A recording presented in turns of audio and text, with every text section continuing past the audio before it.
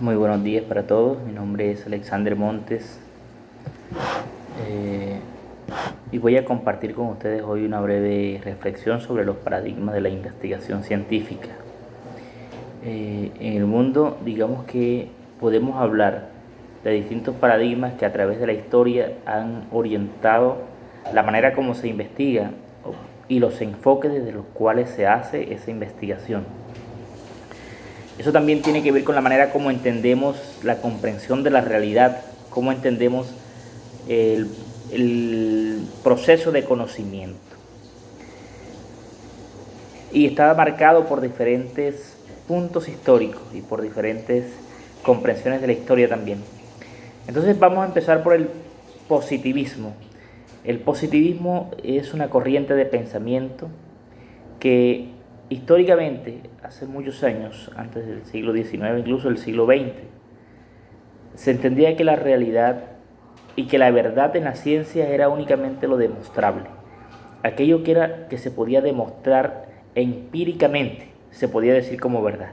Si no se podía demostrar, por ejemplo, si no se podía demostrar que tal efecto o que tal situación tenía un efecto real en una causa, entonces no podíamos hablar de verdad y por lo tanto no podíamos hablar de conocimiento científico. Este positivismo trajo como consecuencia el desarrollo de las ciencias cuantitativas, es decir, que tenía privilegio del método científico para llegar a la verdad. El método científico, que todos lo conocen, que es el que se hizo muy popular en la enseñanza. De hecho, a ti en clases, en la secundaria, en la universidad, te enseñaban sobre el método científico para decirte que tú tenías que llegar a una demostración a partir de la implementación de unos pasos que llevaban siempre a una medición. Tenía como privilegio la estadística o la medición cuantitativa. Entonces en este paradigma van a tomar en cuenta que lo importante era el control de las variables para poder decir que llegábamos a una teoría científicamente demostrable. Y ese control de la variable se hacía mediante procedimientos estadísticos. Es lo que hoy conocemos como métodos cuantitativos. Voy a ponerles un ejemplo. Si ustedes querían saber qué efecto tenía cierta sustancia sobre una planta, esa planta tenía que controlarse todas las variables que influían en el crecimiento, por ejemplo la variable luz, la variable agua, la variable nutrientes. Todas esas variables se controlaban para poder saber si esa sustancia nueva tenía un efecto X en esa plantica. Entonces la teoría o la tesis final que se construía, si tenía efecto o no, era precisamente producto de esas mediciones. Estamos hablando entonces de un proceso mediante el cual se existe un pleno control de las variables, se existe una medición de esas variables y se llega a una teoría demostrable. Todo en la ciencia era así, así que lo que no se entendía así se podía llamar filosofía, se podía llamar reflexión, se podía llamar hasta brujería, pero nunca ciencia. Esto fue cambiando en la medida que pasaron los años y hay un nuevo enfoque que es de carácter fenomenológico o naturalista, que es un paradigma que se centra en entender otros fenómenos de la vida, que no son necesariamente cuantitativos, porque todo no se puede medir.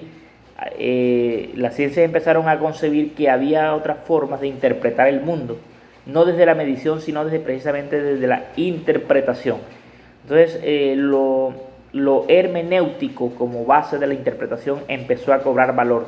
Y fue donde aparecieron los métodos cualitativos, un poco ya llegando quizá al siglo XX. Los métodos cualitativos tienen como base la interpretación de los fenómenos. No nos interesa tanto medir y cuantificar estadísticamente algo, sino interpretar ese fenómeno para poder entenderlo. Así que lo importante no es medir un fenómeno, sino comprender un fenómeno.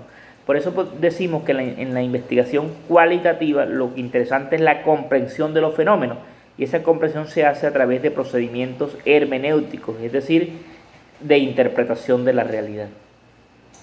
Entonces, fundamentalmente allí entran en vigor todos los métodos de carácter cualitativo como la etnografía, como la investigación interpretativa, como las investigaciones documentales, que tienen como base interpretar un fenómeno, una realidad, un documento, para poder sacar interpretaciones que podamos entender como teorías, y aunque no haya una medición cuantitativa. Digamos que ahí ya fue evolucionando lo que se entiende por ciencia también. Y finalmente, hay un paradigma que recientemente ha tomado mucho valor, mucha fuerza, que es el paradigma sociocrítico.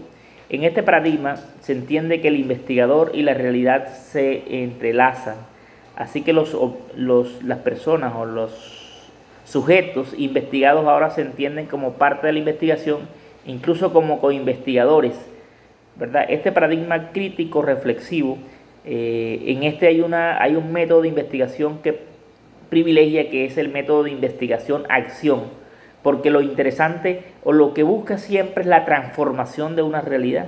Esa transformación se hace a partir de la incorporación de los actores.